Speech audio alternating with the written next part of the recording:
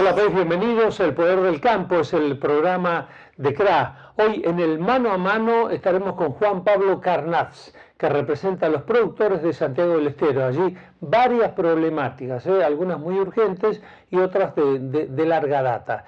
Estuvimos en Argencarne, en Santa Fe, con la mesa ovina por un lado y con los productores del norte de Santa Fe por las inundaciones por otro.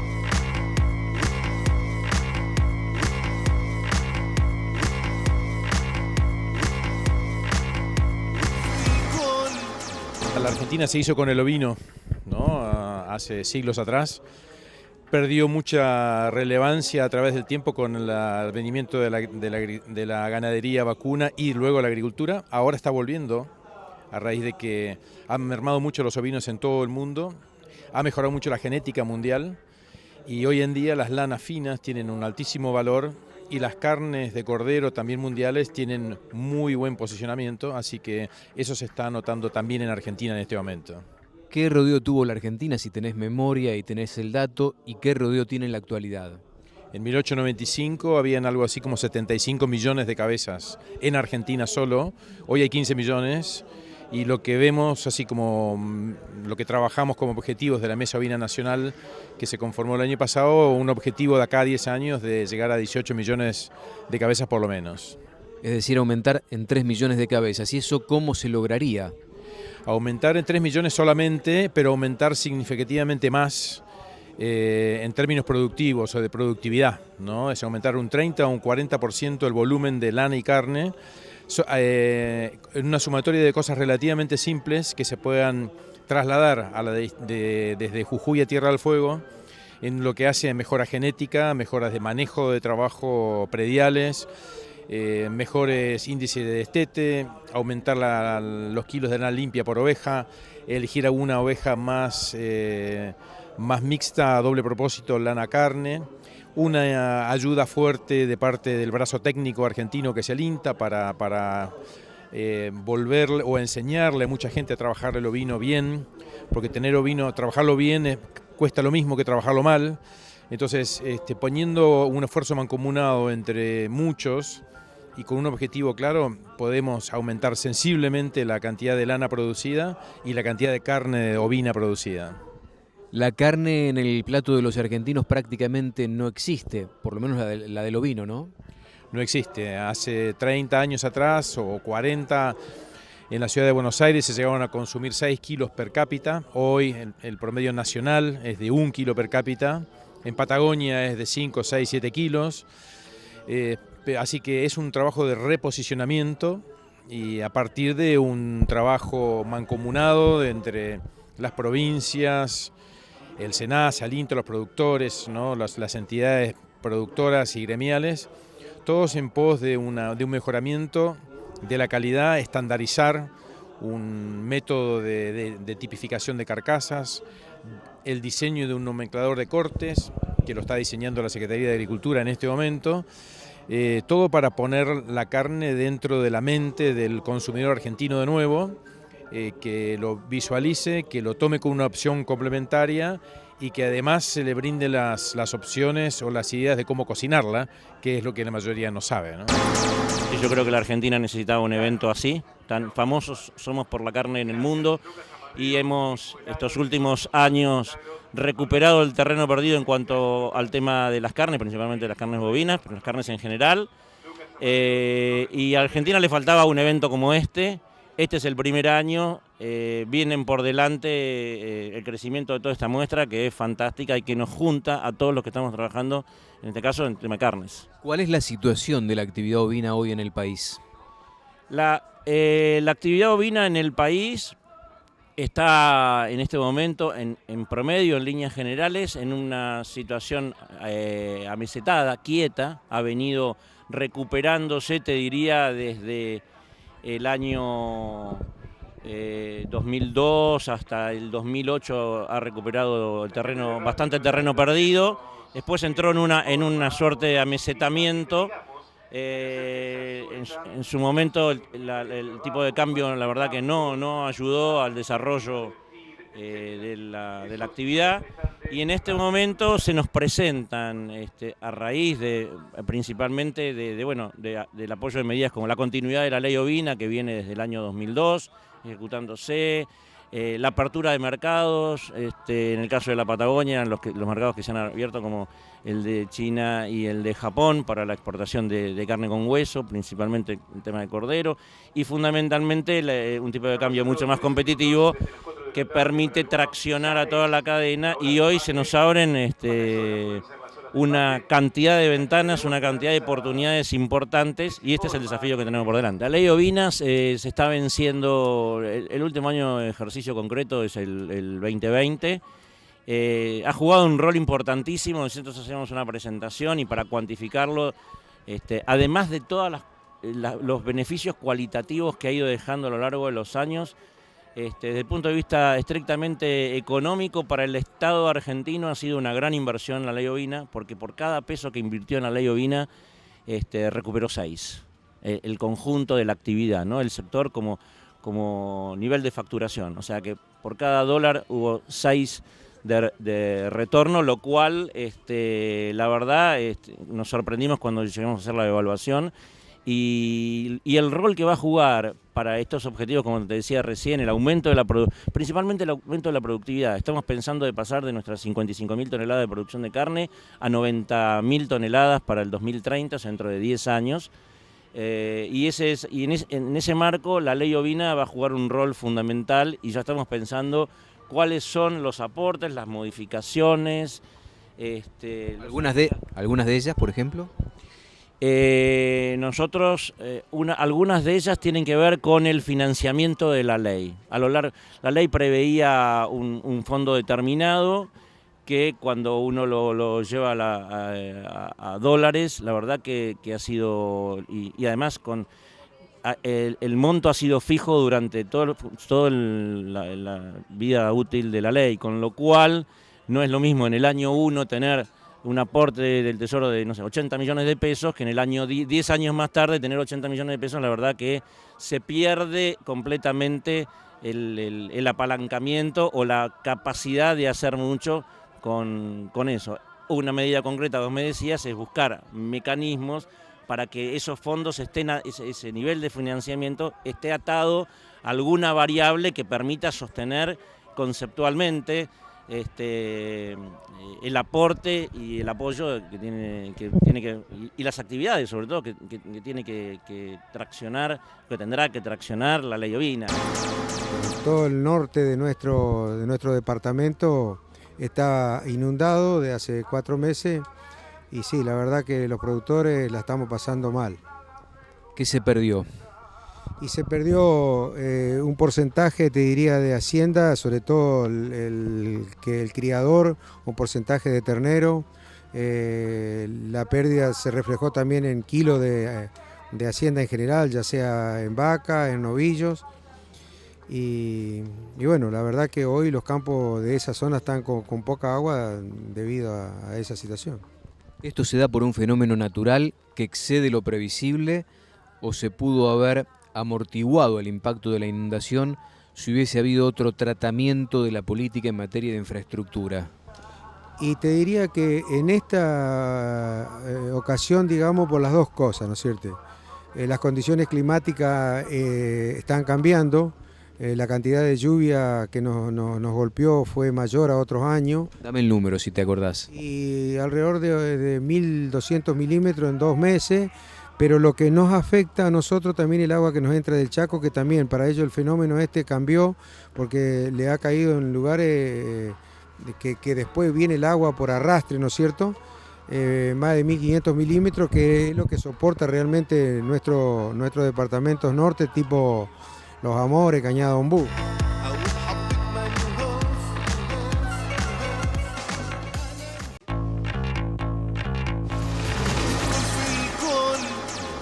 Lo dijimos en nuestro sumario, Juan Pablo Carnaz, tesorero de CRA, aquí con nosotros. Yo siempre leo el mapa, miro Santiago del Estero, dice FAS, dice Federación de Asociaciones Agropecuarias Santiagueñas. Correcto.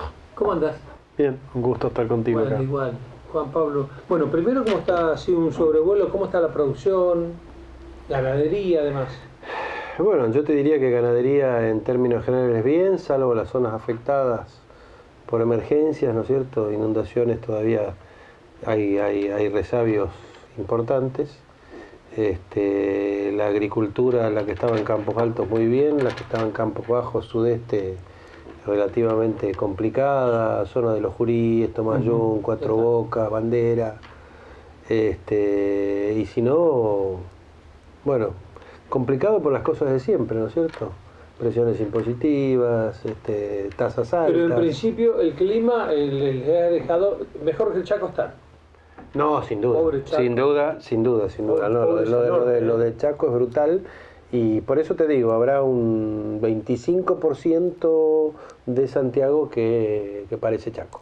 25% en una provincia no es menor, que no es la Pampa húmeda, no es menor. No es menor. Recién estamos hablando fuera de cámara sobre el tema bosque nativo, que hay todo según con quien uno hable, posiciones muy diferentes, ¿no? De un mismo hecho. Yo te diría que acá hay que tomar conciencia de algo. Recién acabamos de terminar en la comisión de bosques nativos, que la vamos a hacer trabajar a fondo y hoy trabajó a fondo en CRA, para ver el itinerario a seguir con el tema. Primero, tomar conciencia de que la presión mundial sobre los bosques nativos es muy fuerte. Creo que el tema ambiental hoy es muy fuerte. La presión por el lado de que sean intangibles. Exactamente. Mirá, a mí no me toques, se llama eso. No importa qué especies tenés o no tenés. Exacto.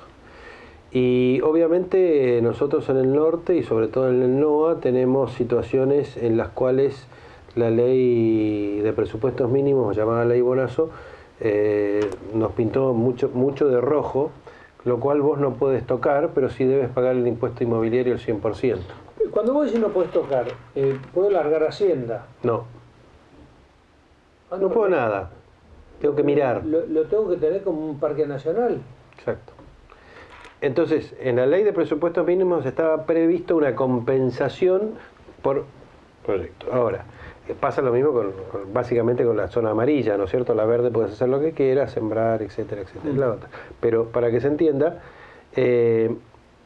esa ley preveía un fondo de alguna forma compensatorio, sí, para que, ¿no es cierto?, sea como un parque nacional, digamos. Porque vos tenés una zona improductiva que tenés que pagar el impuesto inmobiliario como todo. Y aparte de liberar sí, todos los impuestos de ese por ciento, ¿no? Exacto. No, sí, se paga todo, o sea, ahora, todos los impuestos patrimoniales. Ahora, ¿es lo mismo si tenés un alerzal milenario como en el sur o tenés arbustos? Digo, no hay diferencia. No hay distinción. Lamentablemente, un fachinal donde hubo alguna explotación de durmientes o de postes, sí, o sea, quedan los tocones, qué sé yo, pero no puedes tocar. Pero ya no está más. La zona roja tampoco está.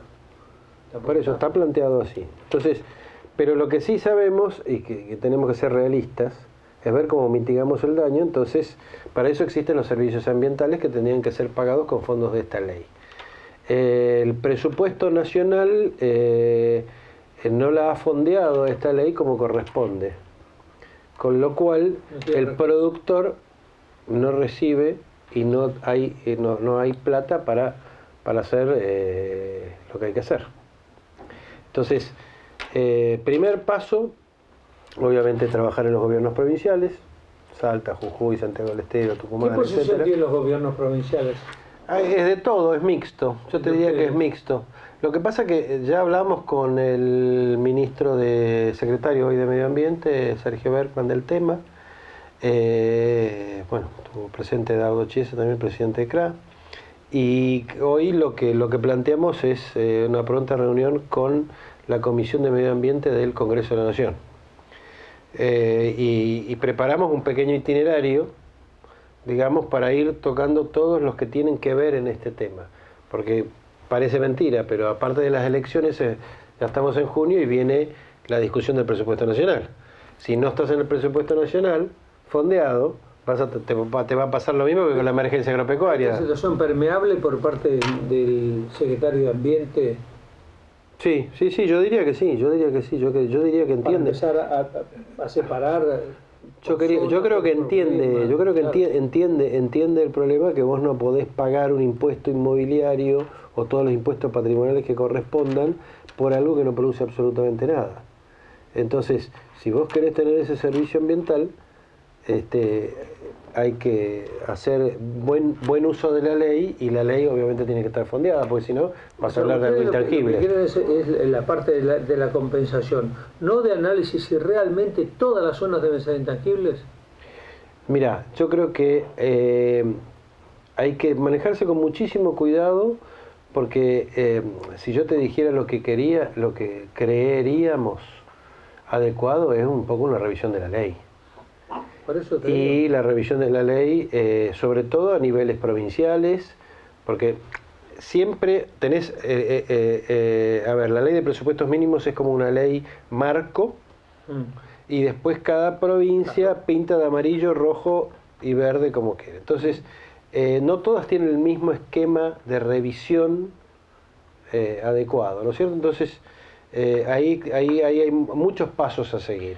Pero por lo pronto... Hay mucho tiempo necesario para hacer eso. Claro. Por lo pronto, para mitigar daño... Que te ayuden... Es que se fondee la ley como corresponde. Claro, que ayudes a pagar exactamente, eso. Exactamente. ¿Qué está faltando? Me decías que todavía queda un remanente del clima. ¿Qué está faltando en la infraestructura así como importante, Santiago?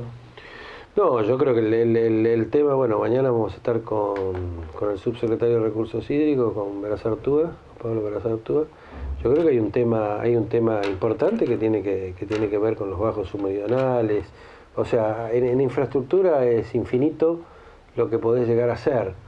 Lo que pasa que, en el tema aguas es como la ley del gallinero. Vos...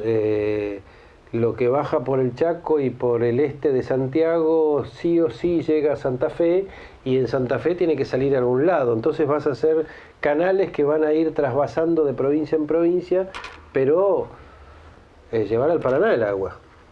Tenés que llevar al Paraná. La Picasa nació justamente por eso. Por eso te digo, o sea... salado y... Exacto. Lo que pasa es que históricamente los pueblos decían que el agua no se toca.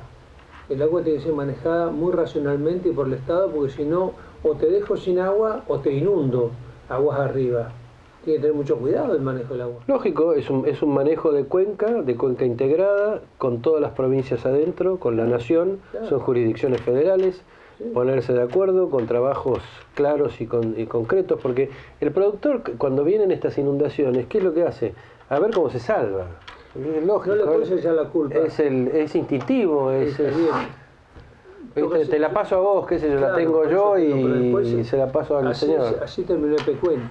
Exactamente, desastres, o sea, ese es el tema. Entonces, creo que ahí es donde hay que trabajar mucho, y bueno, y esto viene concatenado después con caminos, puentes, etcétera, porque a ver, por ahí, ¿qué es lo que hemos vivido en el sudeste y en esa zona, Selva, Rivadavia? A ver, que por ahí podés entrar con la máquina y después no podés salir. Paso a paso, decía el filósofo. Ese que dirige el fútbol. Es que, como dice, lo ideal no, en principio lo posible. Claro.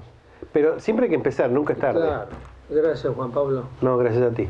Juan Pablo Carnatz, representante de Santiago del Estero aquí en CRA.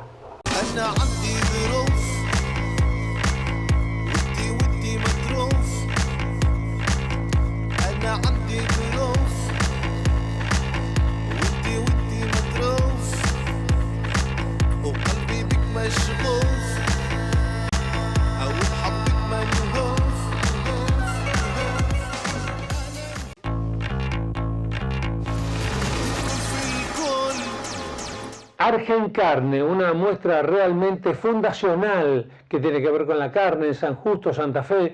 Una muy buena idea, una muy buena organización de CRA. Lo mejor de la muestra.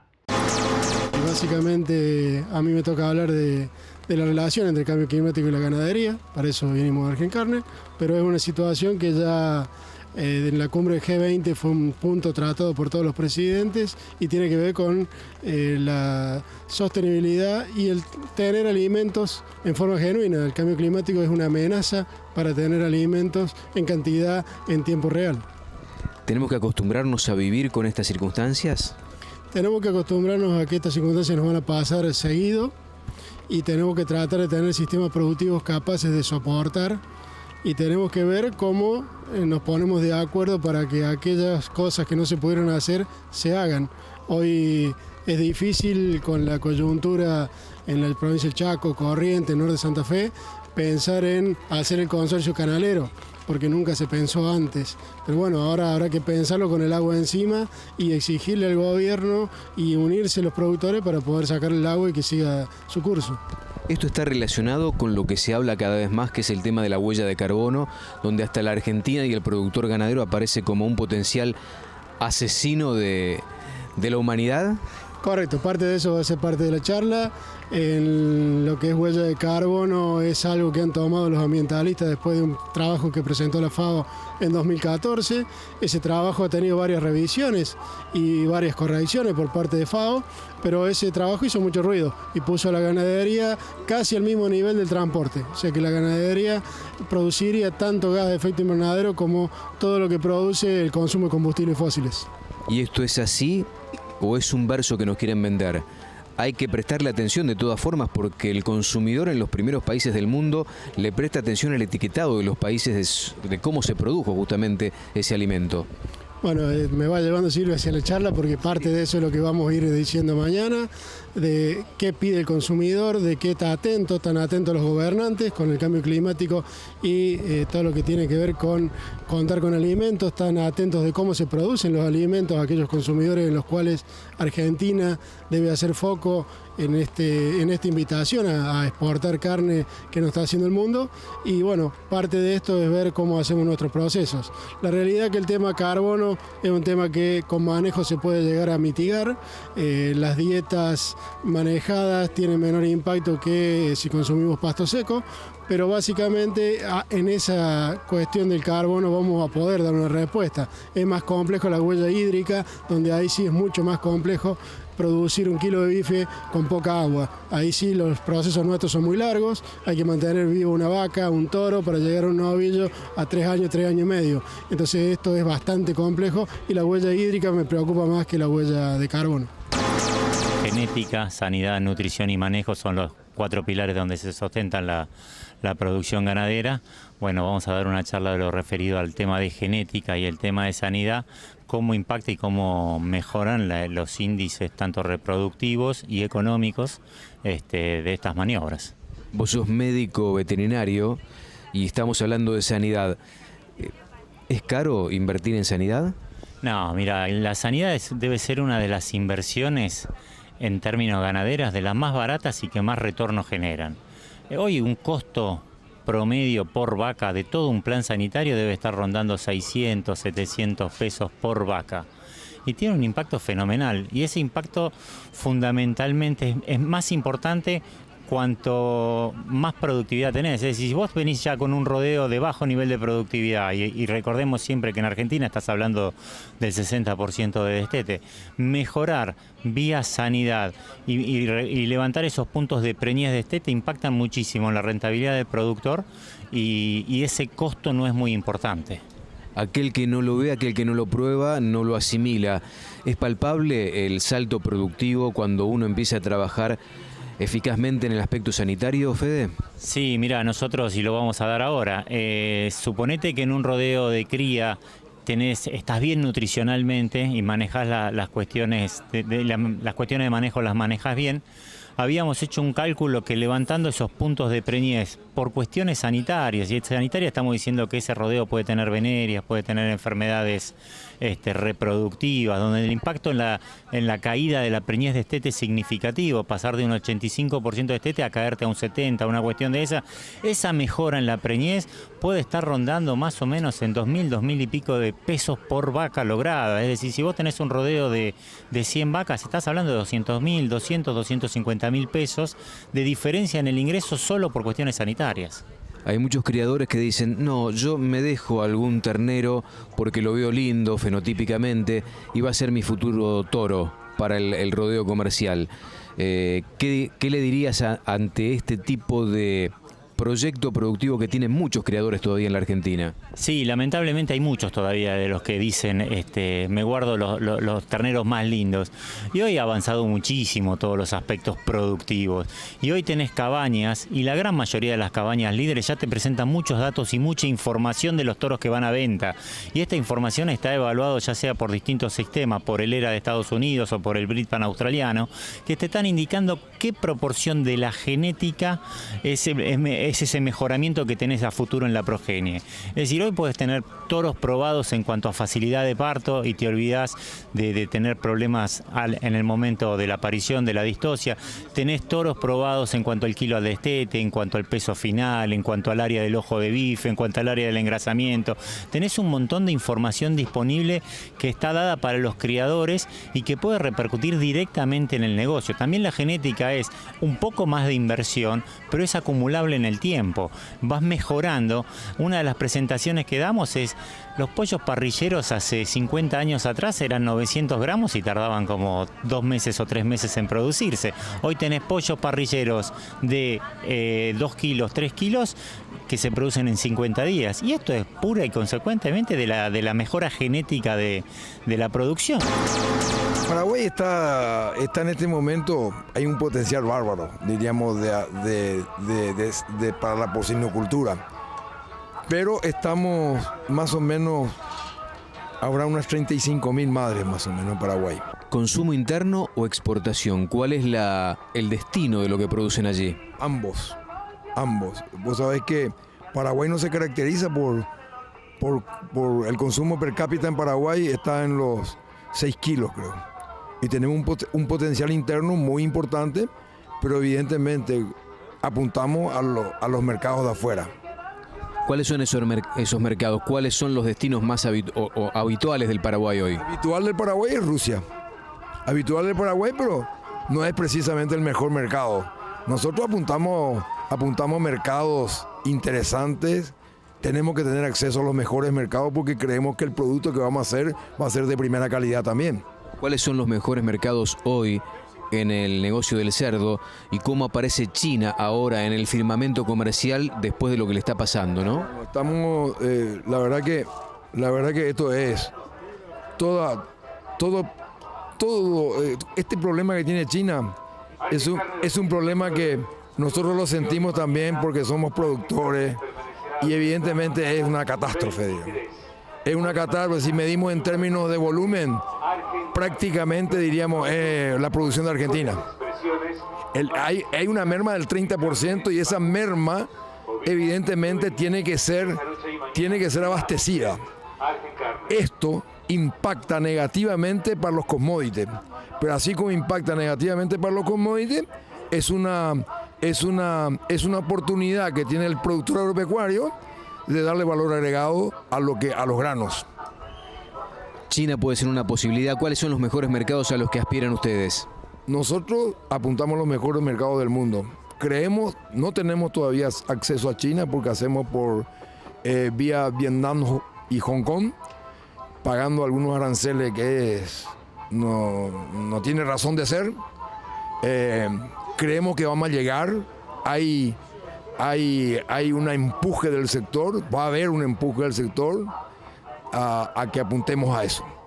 Tenemos muy buenas relaciones, diríamos, entre el trabajo conjunto de la parte pública y la parte privada. Es interesante en Paraguay. No hay tanta burocracia, es efectiva, así que nos ayudamos mutuamente. Llegando al final, para la semana que viene estaremos con el presidente de FARER, Raúl Bocó. Esto es en la provincia de Entre Ríos. Hasta la semana que viene, país, y muy, pero muy buena vida.